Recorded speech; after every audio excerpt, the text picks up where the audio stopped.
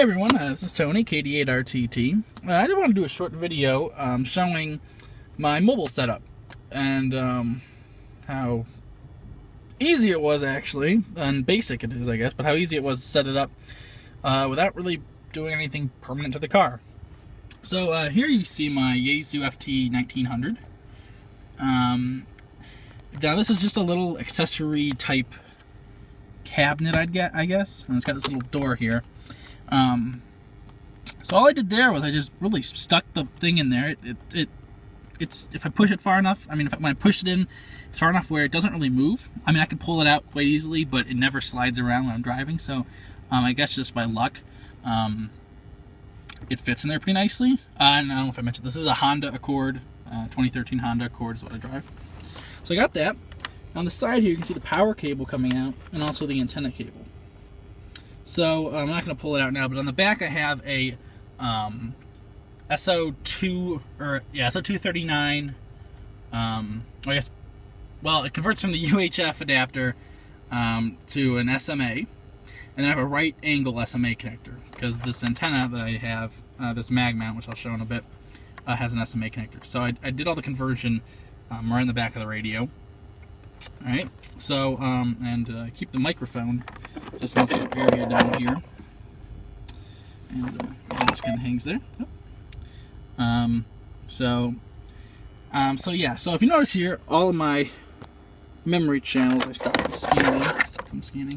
Now, if you notice, while they're all scanning, they're all low power. So this thing, I think its high power is around 45 watts. I think might be 55 on this particular radio.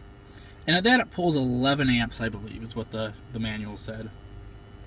And as I'm going to show in a second, there's a reason why I only use a low power mode. And this is probably going to be considered heresy by most hams.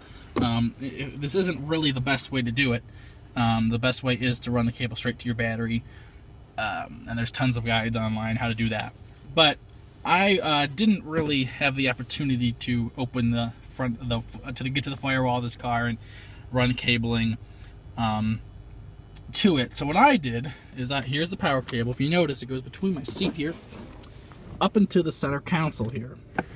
And what I have is basically a little cigarette lighter adapter from Radio Shack that I just terminate the cable right into, plug it right into a cigarette lighter. So yeah, I'm probably gonna get some hate for this, and I know it's not the proper way to do it, but this radio pulls about 11 amps at maximum transmit on full power. I leave it at the highest low power setting, so the step below high power.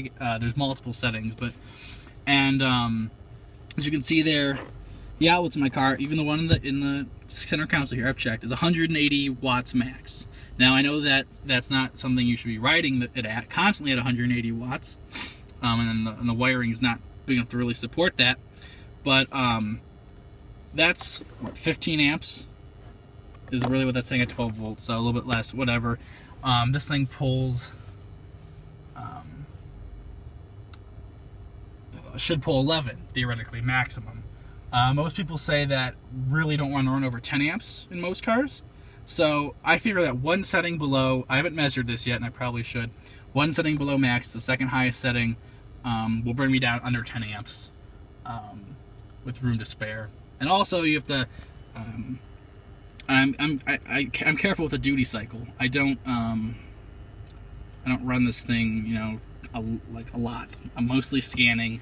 I'll chat for a little bit, but I'm not always talking.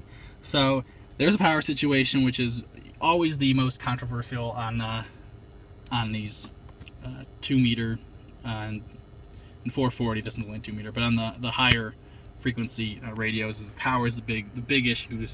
It's also an issue on the HF stuff, but the biggest issue for these, because the antennas are not really generally an issue, is the power. So that's what I have running for the power.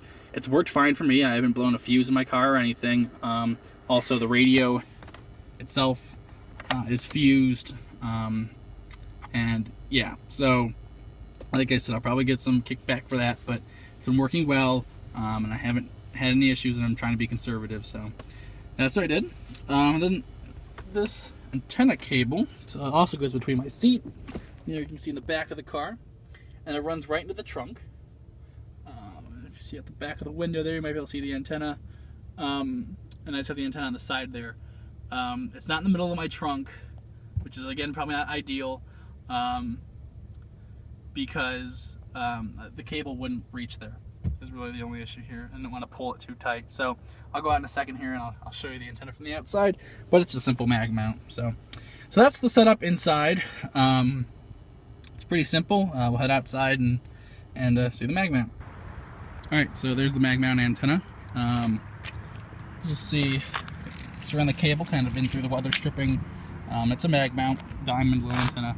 Some advice I received a while ago was to put some moleskin, which is commonly used to prevent blisters and stuff, on the bottom of your mag mount. It'll prevent scratching.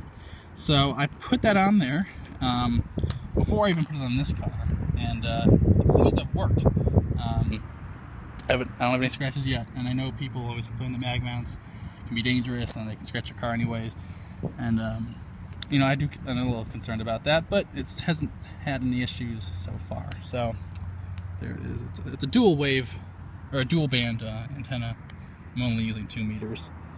And yeah, it's in the corner of the trunk, like I said. Would be more ideal in the center probably, but coax considerations kind of prevented me from doing that. So, all right, there we go. All right, so there's the whole setup. It's really simple. I just kind of, one day I was like, I could probably fit a mobile in here. I had this radio for a little while and tried fitting it in that little cabinet I was showing you, and it fit. And I also did some, checked into the power stuff and saw would it work with the outlet, and it seemed like it would. So I went ahead and installed it, stuck the antenna on the back, and it's been working well for me. I put it in, I think this fall, in October. It's January now, and I mostly use it when I'm driving to and from college. I'll try chatting people up on the road. That's mostly what I use it for. I'm always monitoring the local repeaters and club frequencies and that sort of thing. But yeah, it was a pretty simple setup. I would say if you're looking for a mobile, it's easier to do than most people think. I don't have anything permanently mounted in the car. You just got to play it safe. The power considerations is a big deal. You can burn your car up. You can burn your wiring up. You can be constantly blowing out of fuses, whatever, and it's something you need to be careful of. But I think I have a good way around it. So, all right, see you later, I guess, guys. 73.